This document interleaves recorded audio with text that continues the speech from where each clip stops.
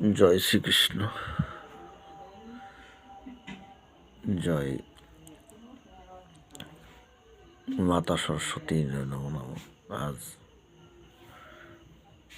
বৃহস্পতিবার, সরস্বতী পূজা। শ্রী শ্রী 2026 সরস্বতী মায়ের পূজায় সবাই আনন্দ উৎসব করছে।